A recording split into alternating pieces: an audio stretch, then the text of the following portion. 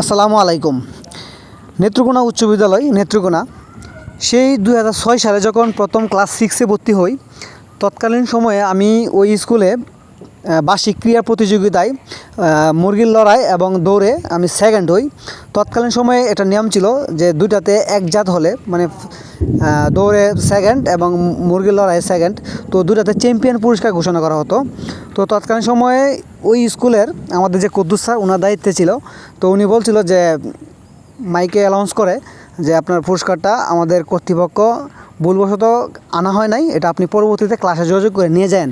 কিন্তু দুঃখের বিষয় হচ্ছে সেই 2006 সালে আমি যখন ক্লাস করতাম এবং স্যারকে আমি বলছিলাম স্যার আমার পুরস্কারটা বাকি ছিল, কিন্তু স্যার বলছে আচ্ছা ঠিক আছে তোমাকে একটা সময় আইনে দেন না, এখন তো সময় ব্যস্ততা যার ফলে আনতে পারছে না।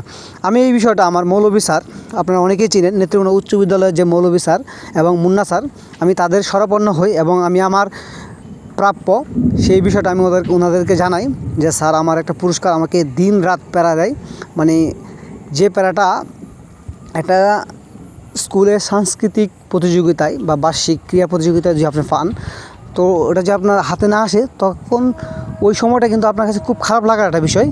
আর আমি আসলে কি বলবো, আমাদের যে মৌলভী স্যারকে স্পেশালভাবে মানে আমার মন থেকে ধন্যবাদ যে আমাকে এই পুরস্কারটা 18 বছর পর সেই 2006 সালে পুরস্কার 2024-এ আমাকে স্যার পাইয়ে দিয়েছেন।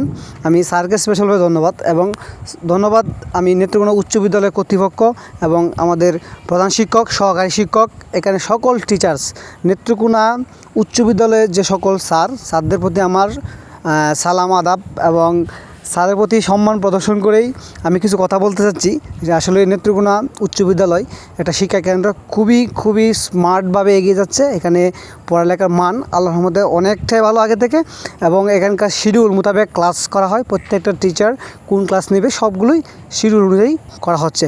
একটা সময় ছিল এটা ভিন্ন রকম, কিন্তু যাই হোক আমি আমার গল্পে ফিরে আসি। আমার গল্পটা খুবই ইন্টারেস্টিং একটা গল্প।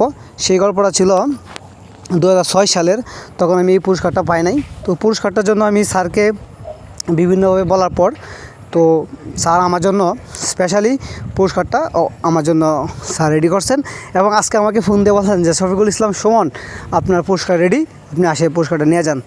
তারপর আমি আমার বন্ধু অরূপ চক্রবর্তীকে নিয়ে আমি পুরস্কারটা আনার জন্য উচ্চ বিদ্যালয়ে আমি হাজির হইলাম। তো স্যার অনেকক্ষণ কথাবার্তা বলার পর স্যার আমাকে অনেক কিছু জিজ্ঞাসা করছেন এবং আমার ব্যাচ, আমার ঠিকানা, টোটাল ডিটেলস জিজ্ঞাসা করার পর তো উনি খুব রসাত্মকভাবে আমাকে গ্রহণ করছেন এবং আমিও স্যারের সাথে খুব একদম সরল মনে মিশে গেলাম। স্যারের সাথে কথোপকথনে আমিও একদম পারফেক্টলি কথাবার্তা শুরু করার পর স্যার আমাকে একটা সময় মুন্না স্যার বলতেছে, খুবই একটা হাস্যকর বিষয়, আচ্ছা মৌলভী স্যারও হাসতেছেন, মুন্না স্যারও হাসতেছেন, আমার ভিতরে একটা হাসি ভাব, কারণ এত দিন পর একটা পুরস্কার, সেই 2006 সালে একটা পুরস্কার 2024 সালে আইসা আমার হাতে উঠতেছে, এর থেকে ভালো লাগা আর হইতেই পারে না। তো স্যারের সাথে অনেক কথাবার্তা বলার পর স্যার ফাইনালি পুরস্কারটা যখন আমার হাতে তুলে দিবেন, একটা প্রস্তুতি চলছে, তখন আমি আমার নিজেকে আর আবেগটা ধরে রাখতে পারলাম না। সত্যি মানে চমৎকার একটা মুহূর্ত। 2006 সালে পুরস্কার 2024 সালে এসে যখন পাই স্যারদের হাত থেকে, এমন ভালো লাগা, আসলে 1 কোটি টাকা দামের পুরস্কার হলেও আমি সেই পুরস্কার থেকে এটাকে মহামূল্যবান পুরস্কার বলবো।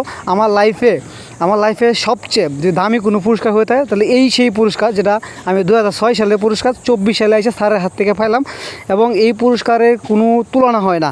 এক কথায় হৃদয়ের স্পন্দন নেত্রকোনা উচ্চ বিদ্যালয়, সেই উচ্চ বিদ্যালয়ের প্রত্যেকটা স্যার এবং প্রত্যেকটা